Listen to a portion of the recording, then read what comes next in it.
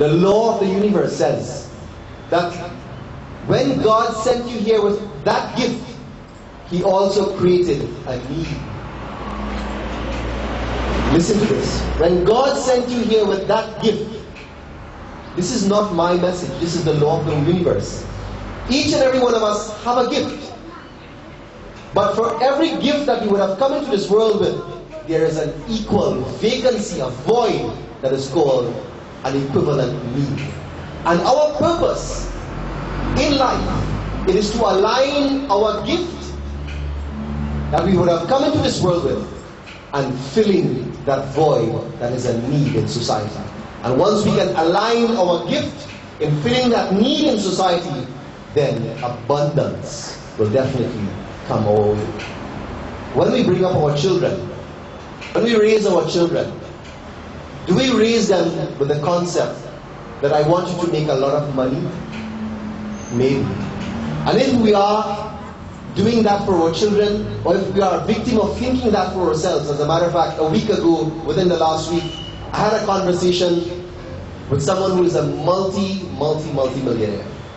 I don't think he has reached billionaire yet, but he definitely is earning lots and lots of millions of dollars every year. And he said to me, he would have lost a lot of money recently based on the financial depression and activities within the financial world. And he said, Krish, I woke up this morning and my wife said to me, don't even bother about going to court. Don't even bother about taking a lawyer. Because in fighting the government, you may win the battle, but you will lose the war. And you know what he said that was most profound?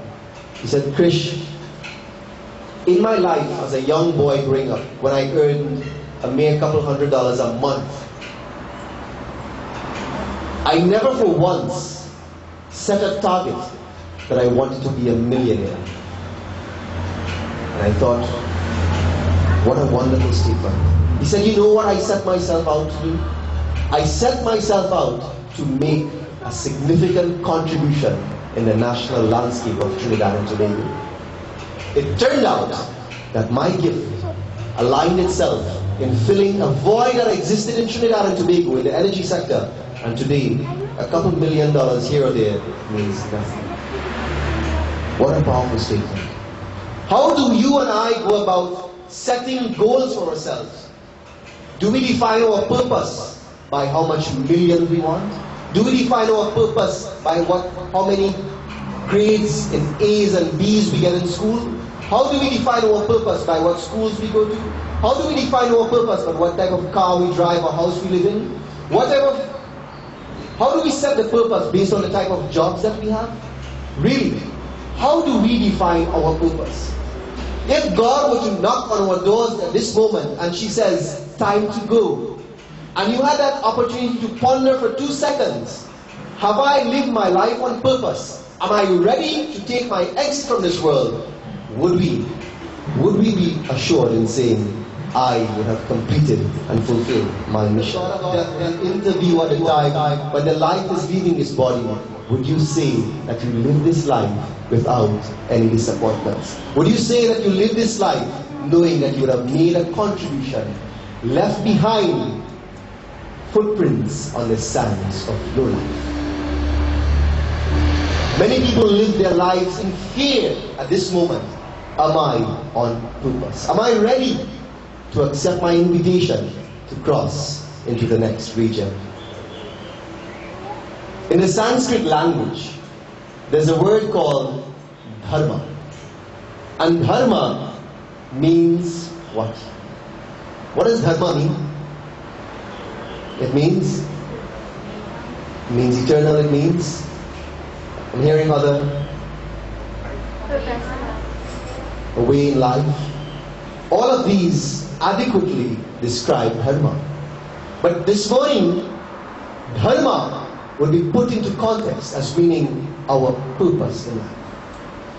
And to achieve our dharma, in Sanatana Dharma, we're told that there are 4 pillars that support a human being. First, it is dharma. Second, it is artha. Third, it is kama. And fourth, they're all geared towards moksha. Dharma means we must follow the prescribed code of conduct. And how we do that? In following, sometimes we think dharma means religion. It's not religion. Dharma means a prescribed code of conduct that brings out the best in us. The purpose in our life comes out when we live in dharma. Artha means we need to be encouraged in acquisitions, gaining wealth and prosperity and abundance. That's okay. That's prescribed as well. Karma means we should enjoy this life.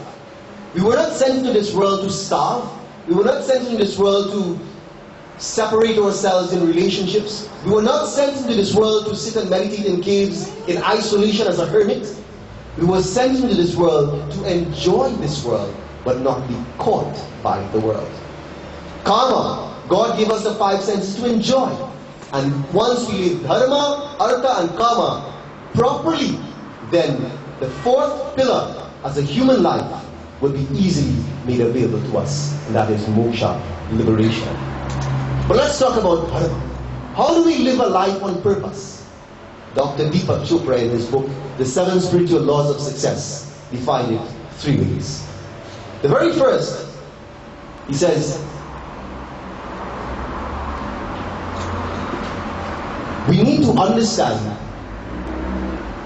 and answer the question, who am I? Who are you? Who am I, he says, is that eternal spirit that exists within all of creation. You know, part of the problem in society, when we think that I am an engineer, when we identify ourselves as an engineer, or a grass cutter, or a musician, or a tailor, or a mother, or a gardener, or a lawyer, once we identify ourselves, the point of reference is that role that we play, we have been setting ourselves up for frustration. We need to identify that the role that we define as lawyer, as mother, as friend, as gardener, as tailor, whatever it is, they are exactly that. It is the I, the eternal I, that is spirit, playing a role.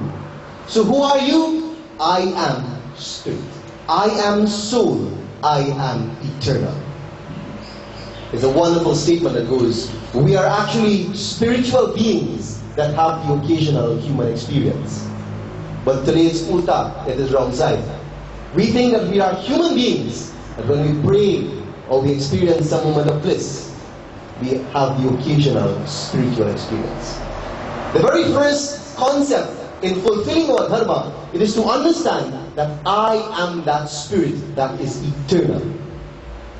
In the book, The Purpose of Life, my Guruji, Sadguru Sankeshwaras, he made a very powerful statement.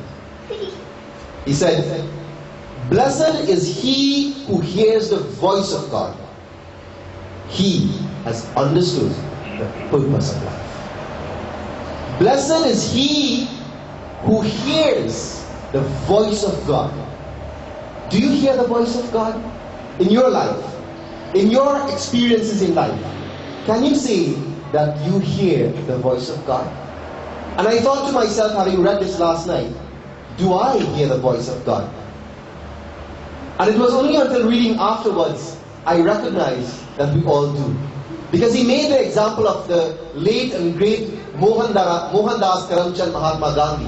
And he said Gandhi moved not just his people in the village, Gandhi did not move just his nation, but Gandhi transformed the thinking of the world. And he said, how did he listen to the voice of God? He said, before making any major decision, Gandhiji sat in the quiet confines of his home, or wherever he was, and sat in meditation. And he always approached his decision as an instruction from God.